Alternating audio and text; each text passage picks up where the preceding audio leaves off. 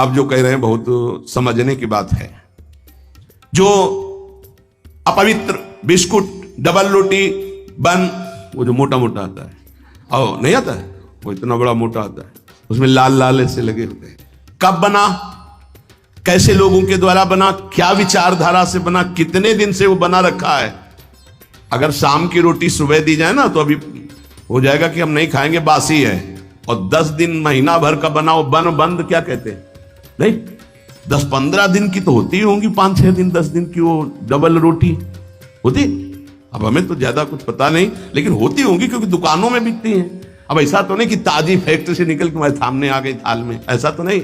उनमें तुम बासी नहीं देखते हो, उनमें तारीख भले देखते होगे कि एक्सपायर हो गए कि नहीं है। अपने घर की एक रोटी बना लो, हल्का सा नमक लगा के फिर पालो तो कैसा रहेगा। उसके साथ आप नाश्ता कर लो, एक रोटी बना लो। ये डबल रोटी की क्या जरूरत है, फिर डबल बुद्धि हो जाएगी, डबल रोटी में बुद्धि डबल हो जाएगी। बन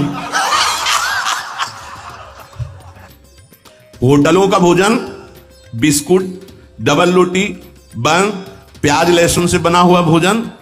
फिर आगे तो बहुत ही निषिद्ध है, जो अंडा मांस मदिरा आदि का सेवन करते हैं। ये जो लोग ऐसा भोजन करते हैं व्यर्थ में अपने को भजनानंदी और प्रभु प्रेमी बताते हैं। नियमाकुल जिसने स्नान नहीं किया है, जिसके वस्त्र पवित्र नहीं, उसके हाथ का बनाया हुआ भोजन पा रहे हो होटल में, तुम्हारा चित्त शुद्ध हो जाएगा। सात्विक आहार का सेवन करने वाला ही, सात्विक वृत्ति वाला ही आगे भजन में बढ़ता है।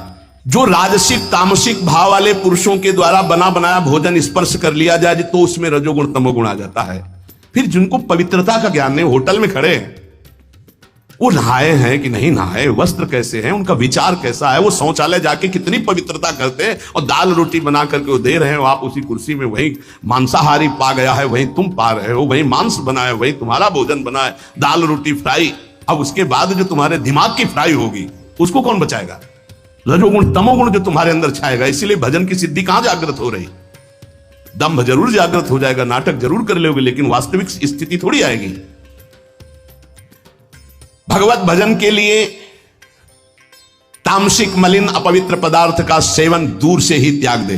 कई बार हमने प्रार्थना की कि प्याज लहसुन में कोई दोष नहीं, जहां आलू प्रकट होती वहीं वो प्रकट होता है, उससे तमोगुण की वृत्ति बढ़ती, इसलिए हमारे संतों ने रोक दिया है। वो कोई हिंसा नहीं है, किसी जीव की तो हिंसा नहीं है। जैसे हमारे लिए आलू है, शकरकंद है, मूली है, इनके लिए खाने का आदेश है। कहीं कहीं गाजर निषेध, कहीं कहीं गाजर लेते भी हैं।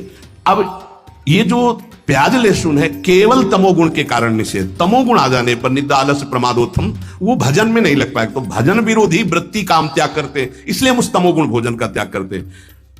उपासक को भोजन पर विशेष सावधानी। एक काहे को ये सब 20-30 मिनट का खेल है, भूख लगी है, और ये 2 अंगुल की जबान में केवल वो मिनट भर वो जो घुमाया, बस उसी का स्वाद है। गले के नीचे गया और फिर तुरंत उगल दे तो देखने लायक नहीं। बढ़िया जूस पियो, अंगूर अनार और मुसम्मी और सेव का, 2-4 घंटे में बदबूदार लवशंका बना के फेंक दिया। ये मशीन ऐसी गंदी है, केवल भजन बन जाए इसलिए। ये जो चाट चटोरापन है ना, कैसे भजन होगा भाई बताओ। स्वाद तो तुम ले रहे हो गोलगप्पा का, पानी पूरी कहते हैं क्या उसमें।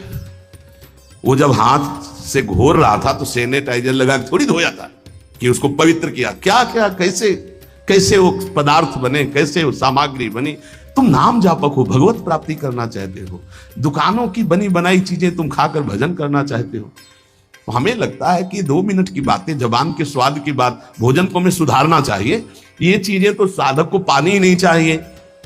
देखो बहुत बढ़िया बात है, जाओ घर, एक परेठा बनाओ, नमक लगाओ, श्री जी को ऐसे अर्पित करो, पालो, बाल भोग आपका बढ़िया हो गया।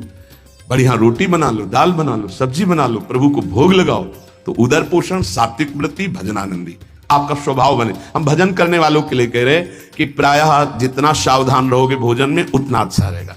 और ये भाई बार बार प्रार्थना करता हूं कि मनुष्य जीवन का कोई भरोसा नहीं, प्रत्येक श्वास खतरे में है। कौन सी श्वास आखिरी है ये पता नहीं। इस श्वास का सदुपयोग कर लो। एक भी श्वास नाम के सिवा बीतनी नहीं चाहिए खाली। एक एक श्वास में नाम जपते रहो। श्रवण किया नाम जप से सब कुछ प्राप्त हो जाएगा। नाम जप में रुचि बढ़ाने के लिए भोजन पवित्र रखो, शरीर पवित्र रखो, वाणी पवित्र रखो। जो वाणी से अश्लील शब्द बोलेंगे, नाम भगवान के